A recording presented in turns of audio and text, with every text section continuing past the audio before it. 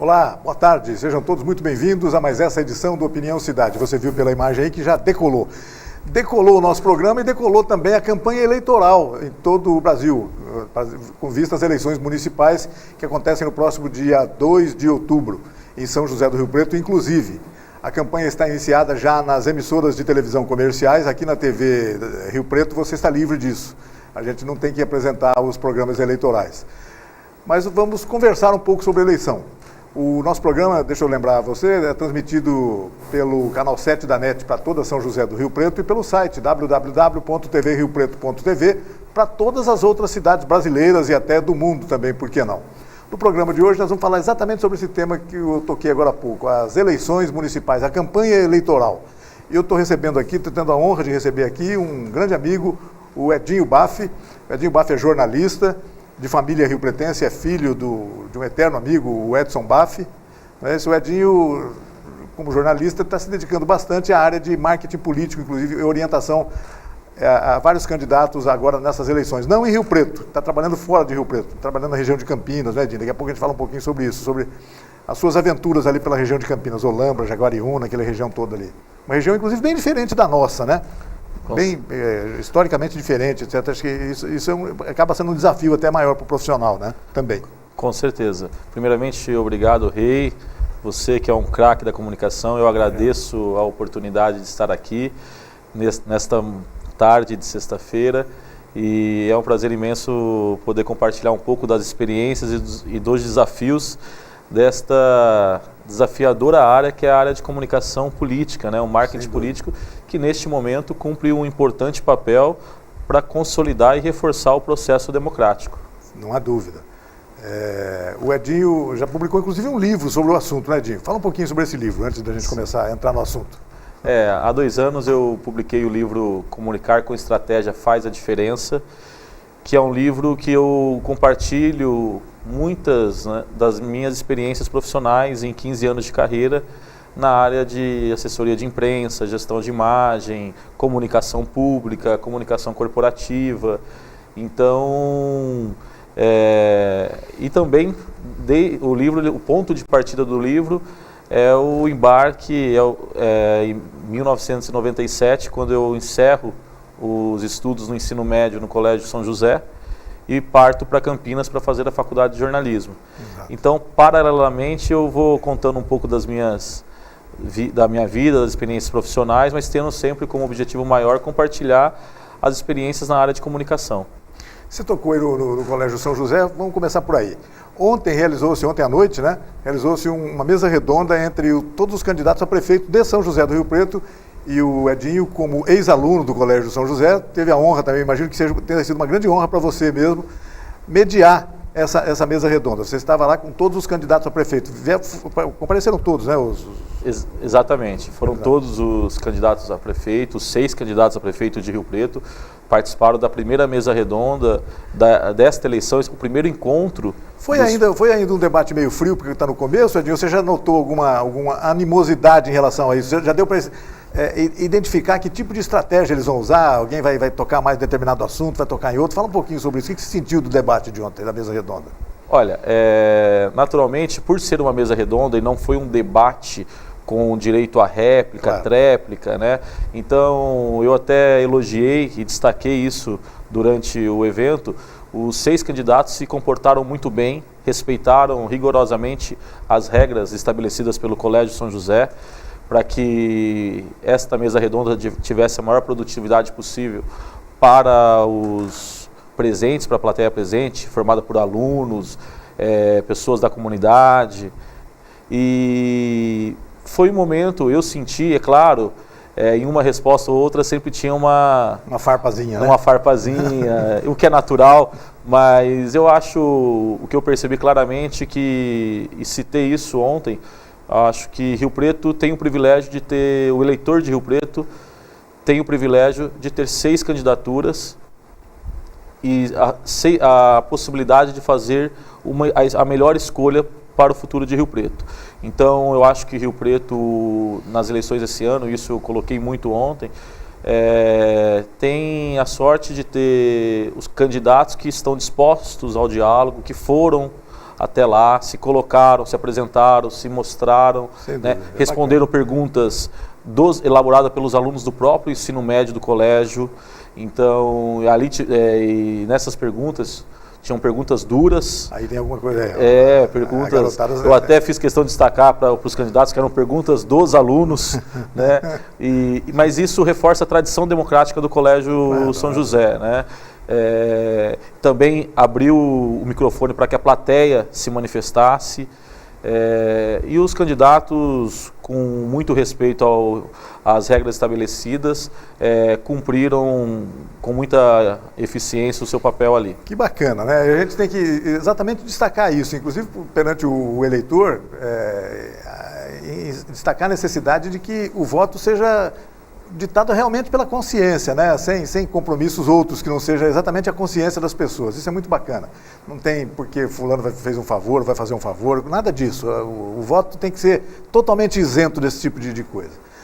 Mas eu estava falando sobre isso, Edinho, o dia de hoje começou na programação das TVs comerciais, começou as inserções de 30, 15 segundos dos candidatos.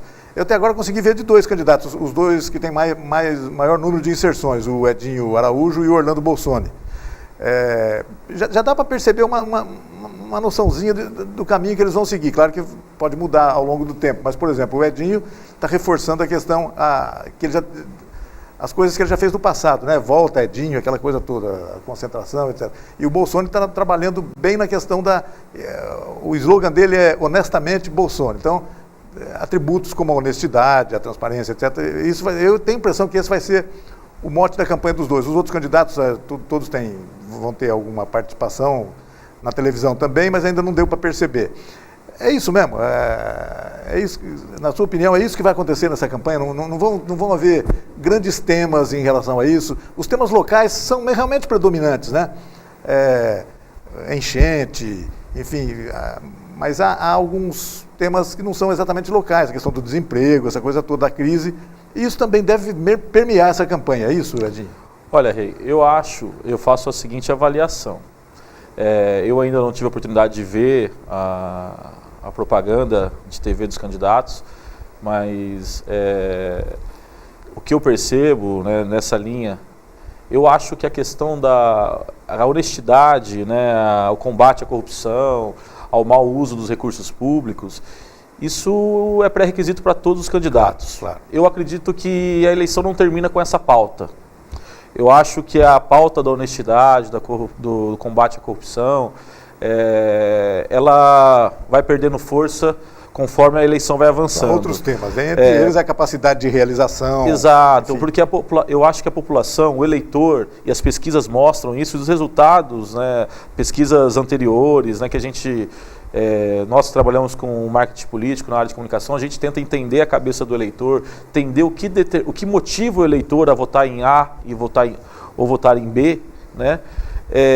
E a gente sabe que cada vez mais o eleitor quer um candidato com condições, com capacidade para resolver os seus problemas. Exato. E os problemas locais. Eleição municipal, dificilmente as pautas nacionais interferem. Exato. Né? A não ser quando você tem uma forte crise econômica, que você tem uma desaceleração da economia muito forte. Respinga em todo mundo. Então e naturalmente os candidatos vão ter que mostrar e apresentar para o eleitor o que ele vai fazer diferente aqui no município, para diminuir o impacto da crise nacional. Mas o eleitor, ele quer saber se a rua da casa dele, que passa em frente à casa dele, vai ter o buraco consertado, se a água vai chegar com qualidade, se o esgoto está sendo bem tratado.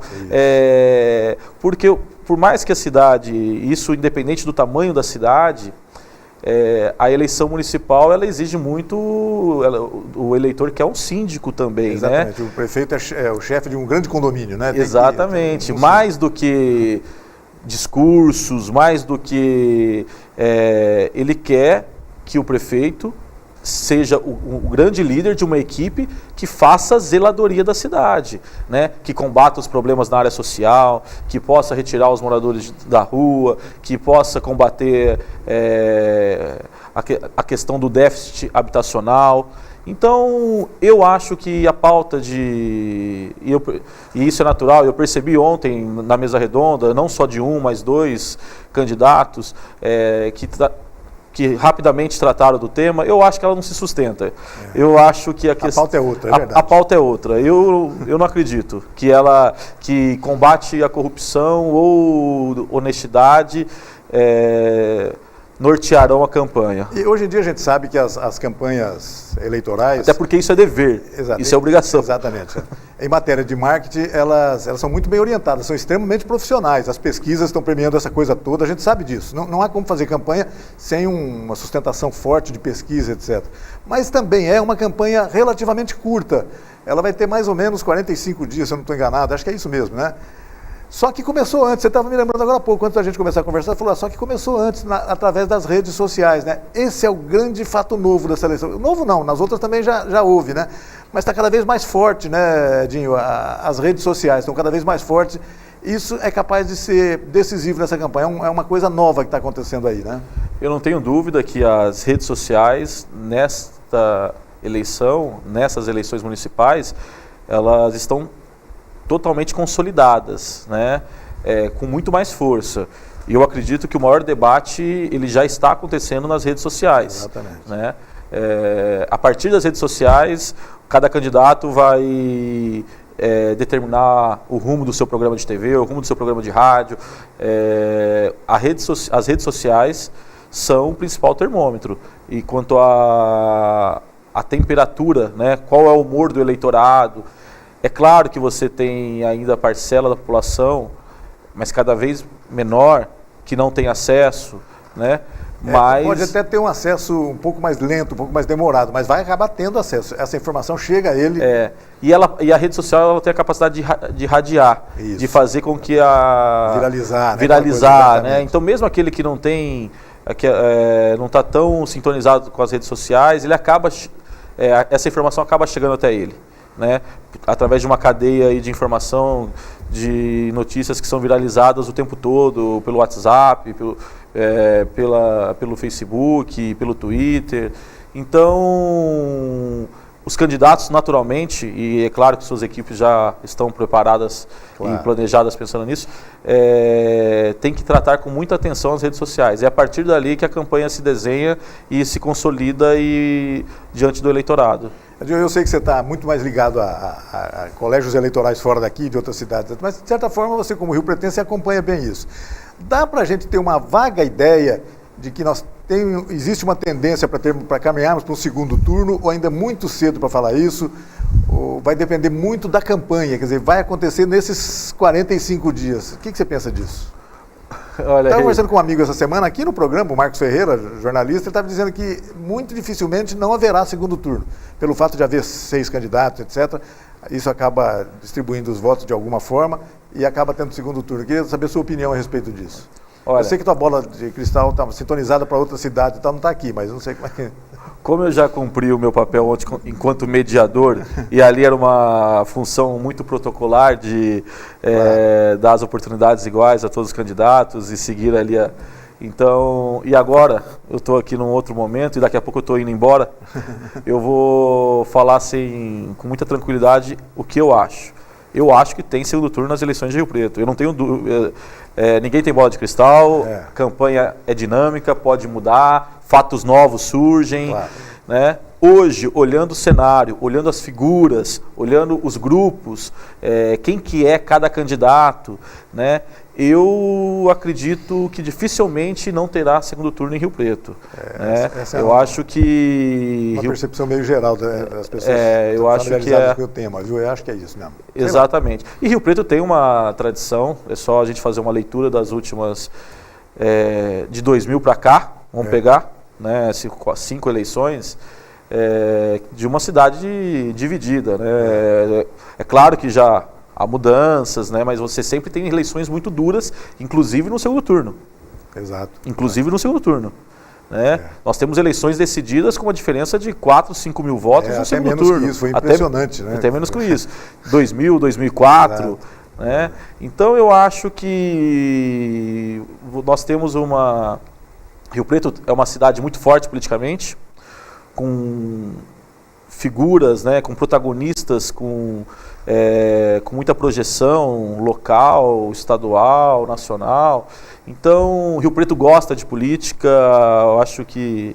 E eu acho que esse momento é o momento exato de celebrar a política. Eu acho que, a política ela tem problemas em todo o mundo. Claro, mas a gente sempre analisando essa coisa com os candidatos, inclusive, e o eleitor também, com responsabilidade, com rigor, né? As pessoas têm que agir assim, é uma escolha difícil realmente. Talvez para comprar um carro, por exemplo, a pessoa pense bastante, etc. Para votar também tem que pensar, tem que raciocinar, estudar todas as possibilidades, é isso que a gente espera das pessoas e o momento é esse, né? Durante a campanha, conversar através da televisão, através das redes sociais com as pessoas e ouvir os candidatos, ouvir o que eles têm a dizer. E certamente tem muita coisa a dizer, pelo menos o eleitor tem muita coisa, quer ouvir muita coisa, né, Edinho? Com certeza. Eu tenho defendido, tenho dito muito ultimamente que o processo eleitoral, esse momento que a gente vive agora, ele tem que ser celebrado. As eleições, é um momento de celebração da democracia, é o fortalecimento da democracia. Exato. Então, eu discordo de algumas tentativas, inclusive em termos de legislação, tentando reduzir cada vez mais o processo eleitoral, como se o processo eleitoral fosse algo nocivo à sociedade. Exato. Muito pelo contrário, o processo eleitoral... Fala-se às vezes em coincidência de eleições, coincidência de calendário, etc. Eu acho uma bobagem isso. Quanto mais se praticar é melhor. Muito melhor. A gente tem um exemplo muito claro, que com todos os seus...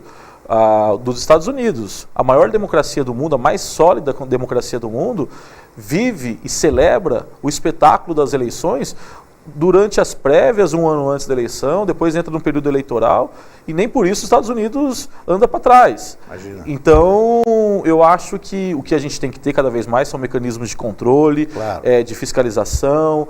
Isso é uma coisa.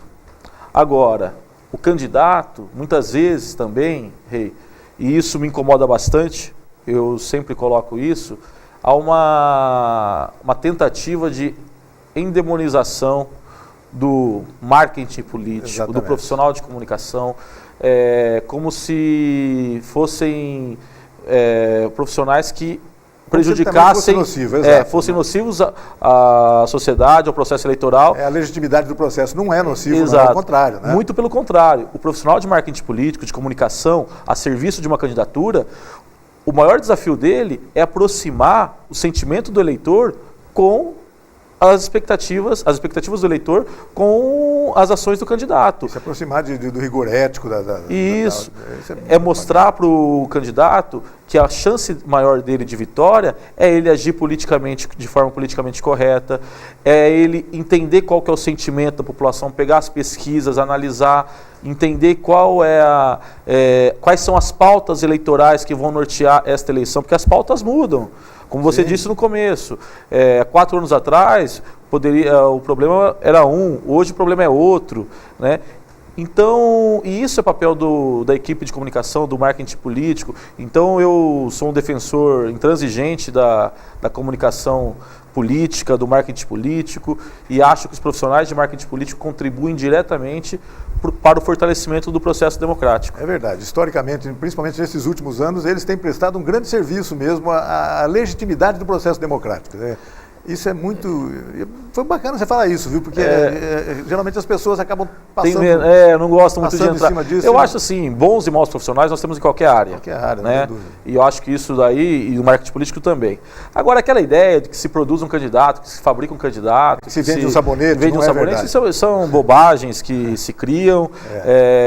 Cada vez mais o eleitor está antenado. E a gente não pode esquecer que os candidatos... sejam ele de uma eleição municipal, uma eleição estadual ou de uma eleição nacional, os candidatos são reflexo direto da sociedade. Sem dúvida. Né? Não existe a sociedade de um lado e os candidatos do outro. Se os candidatos são ruins, a responsabilidade também é de quem os elegeu. Então, eu acho que é uma responsabilidade compartilhada. O Brasil ainda é uma jovem democracia. Isso, a gente lembra disso, né? uma jovem democracia e muitas vezes interrompida por ditaduras, por períodos de exceção nesses últimos anos. Isso é complicado. Exatamente. Eu acho que nós temos, eu acho que o momento, quando se fala de juntar todas as eleições num ano só, eu acho isso uma grande bobagem, um grande erro e um grande equívoco. É contraproducente, inclusive. Totalmente. E digo mais, as eleições devem ser cada vez mais valorizadas, celebradas. A iniciativa do Colégio São José ontem em abrir um colégio particular há quase 70 anos na cidade, ele abre as suas dependências, convida os 6 candidatos para que seus alunos, para que os professores, para que a comunidade... de participar mesmo, isso é muito interessante. Então, assim, eu até lembrei ontem, durante a mesa redonda, que me passou um filme, há 20 anos, em 1995, eu fui presidente do Grêmio Estudantil. Eu ganhei uma eleição dentro do colégio para ser presidente do Grêmio Estudantil.